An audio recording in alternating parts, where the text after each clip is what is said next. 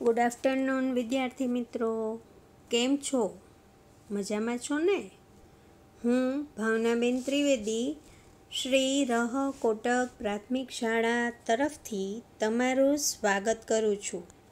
Welcome to online classroom. ધોરણ 6 વિષય ગુજરાતી.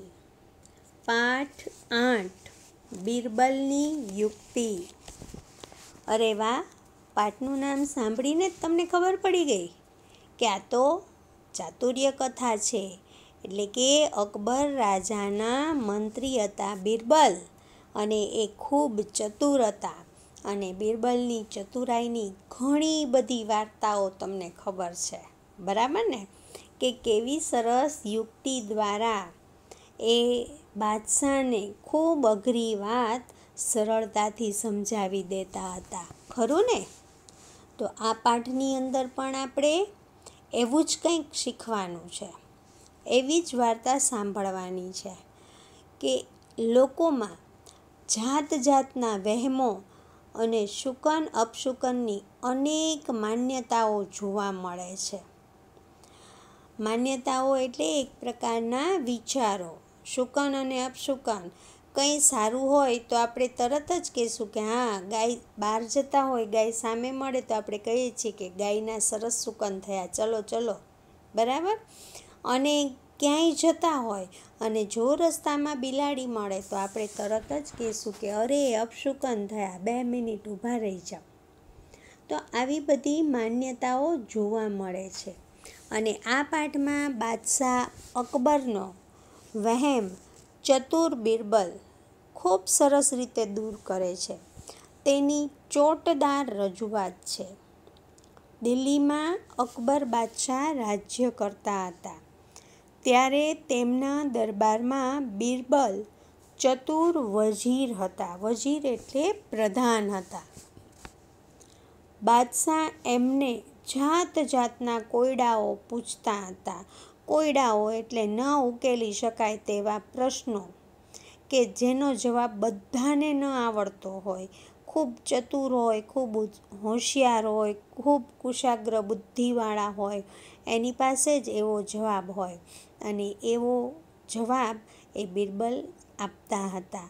એટલે ખૂબ કુશાગ્ર બુદ્ધિવાળા હતા. અને બિરબલ એ કોયડા ઉકેલી આપતા. ને બિરબલની ચતુરાઈની ઘણી વાતો છે. અને કદાચ તમે વાંચી પણ હશે અને સાંભળી પણ હશે. એમાંની જ આ એક વાત અહીં આપી છે. તો આપણે એ જોઈએ. ચાલો, સાંભળવી છે ને? ચતુર બિરબલની યુક્તિ કઈ હતી તે? બરાબર?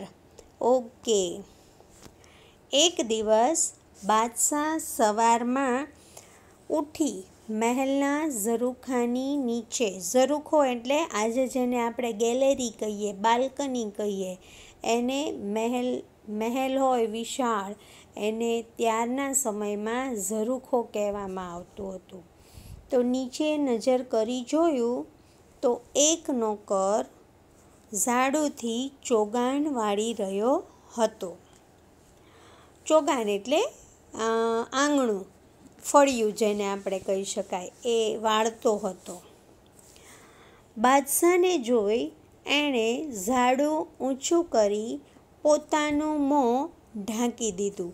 એ સમયે એવું હતું કે વહેલી સવારમાં કોઈ નોકર એ ઝાડુથી એટલે કે સાવરણાથી ચોગાન વાળતો હોય તો મોટા વ્યક્તિઓ એનું મોઢું જોતા નહીં. એનું મોઢું જોવાથી દિવસ સારો ન જતો એવી એ સમયમાં માન્યતા હતી. એટલે એ નોકરે બાદશાહને જોઈને પોતાનું મોઢું ઢાંકી દીધું. પણ બાદશાહના મનમાં થયું કે સવારના પહોરમાં આ માણસનું મોં જોયું તેથી મારો દાડો બગડવાનો. દાડો એટલે દિવસ. દિવસ મારો આજે ખરાબ જવાનો છે. વહેમનું ઓસડ નથી. ઓસડ એટલે દવા. ખરાબ વાત મગજમાં એક બેસી જાય તો એની કોઈ જ દવા હોતી નથી. રોગ થયો હોય તો એની દવા હોય, એ દવા લેવાથી રોગ દૂર થઈ જાય. પણ જો મનમાં એક વાત ઘૂસી જાય તો એ વાત મનમાંથી આપણે જ કાઢી શકીએ, એના માટેની કોઈ દવા હોતી નથી. એટલે અહીંયા ઓસડ એટલે દવાના અર્થમાં વપરાયું છે. દાંતણ પાણી કરી બાદશાહ શિરામણમાં કોળિયો હાથમાં લે છે. દાંતણ પાણી કરી એટલે સવારમાં બ્રશ કરીને, એ સમયમાં બ્રશ નહોતા. ઝાડની ડાળીઓ હોય એ ડાળીઓ ચાવી અને એનો કૂચો બનાવવાનો, બ્રશ જેવો સુંવાળો, અને પછી એ દાંત ઉપર ઘસવાનો. એ ઘસી લીધા પછી પાછળની બાજુએ જે દાંડી હોય એ દાંડીથી એ 2 ચીર કરવાની, અને એ ચીર થયા પછી ડાળીની 2 ચીર થઈ જાય પછી એને વાંકી વાળી એની જ ઓળ ઉતારવામાં આવતી હતી. તો એ રીતે બ્રશ કરવામાં આવતું હતું. એટલે રાજાએ બ્રશ કર્યું અને પછી શિરામણમાં એટલે કે સવારના પોરમાં જે નાસ્તો કરીએ છીએ એ નાસ્તામાં નાસ્તો કરવા માટે કોળિયો એટલે બટકું હાથમાં લે છે. ત્યાં તો સેનાપતિઓએ આવીને સમાચાર આપ્યા. સેનાપતિએ આવીને શું સમાચાર આપ્યા? તો કે બાદશાહ સલામત. બાદશાહને એ વખતે સલામત સંબોધન કરવામાં આવતું, એટલે કે તમે ખૂબ સલામત રહો એવું કહેવામાં આવતું. આપણા રાજ્ય ઉપર બુંદેલખંડનો રાજા લશ્કર લઈ ચડી આવ્યો છે. જ્યાં આવું સાંભળ્યું ત્યાં તો કોળિયો કોળિયાના ઠેકાણે રહ્યો. એટલે કે રાજાના હાથમાં બટકું હતું ખાવાનું, એ હાથમાં ને હાથમાં રહી ગયો અને એમણે મૂકી દીધો. બાદશાહે હાથ ધોઈ અને ઊભા થઈ ગયા અને બોલ્યા, સેના તૈયાર કરો, હું જાતે જ લડાઈમાં તમારી સાથે આવું છું. આજે સવારમાં જ એક કાળમુખાનું મોઢું જોયું છે એટલે મારો દાડો બગડવાનો. જુઓ, બાદશાહના મનમાં કેવો વહેમ આવ્યો કે મેં સવારમાં પહેલાં આંગણું વાળતા નોકરનું મોઢું જોયું છે એટલે આજે મારો દિવસ સારો જવાનો નથી. આ એક સંયોગ બન્યો હોય પણ ખરેખર એવું હોય નહીં. છતાંય રાજાના મનમાં એક એવો વહેમ આવ્યો કે મેં પેલા માણસનું મોઢું જોયું સવારમાં, એટલે જ બીજા રાજ્યનો રાજા, બુંદેલખંડનો રાજા એ આપણા ઉપર લડાઈ કરવા માટે ચડાઈ કરીને આવ્યો છે એવો એને વહેમ બેસી ગયો મનમાં. એ વહેમનું ઓસડ થાય નહીં, પણ બિરબલ એનું ઓસડ કરશે. બરાબર ને? બાદશાહ જાતે જ લશ્કર લઈ રણ મેદાન તરફ આવે છે. હવે એ સમયમાં વિશાળ મોટું મેદાન હોય, એની અંદર રાજાઓ સામસામા લડાઈ કરવા માટે જતા હતા અને બંને રાજાઓ પાસે હજારો સૈનિકો હોય. એમાંય કેટલાક ઘોડા ઉપર હોય, કેટલાક હાથી ઉપર બેસીને આવે, કેટલાક ચાલીને આવતા હોય, અને દરેકના હાથમાં તીર, ભાલા, તલવાર એવા બધા હથિયારો હોય, ઢાલ હોય.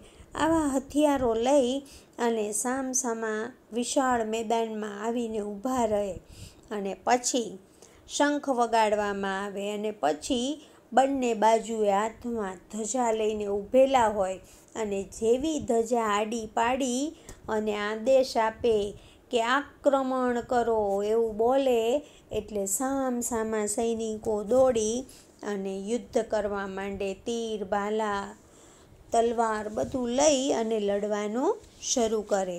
તો આ રીતે રણ મેદાનમાં યુદ્ધ કરવા માટે રાજા પોતે જ નીકળે છે. અને એવા સમાચાર મળતા જ બુંદેલખંડનો રાજા અડધે રસ્તેથી પાછો ફરી ગયો. શું કામ?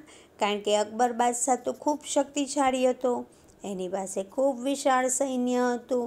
એટલે બુંદેલખંડના રાજાને એવું થયું કે જો રાજા પોતે જ યુદ્ધ કરવા આવશે તો એની સામે આપણે લડાઈ જીતી શકીશું નહીં. એટલે એ અડધે રસ્તેથી જ પાછો ચાલ્યો ગયો. બરાબર.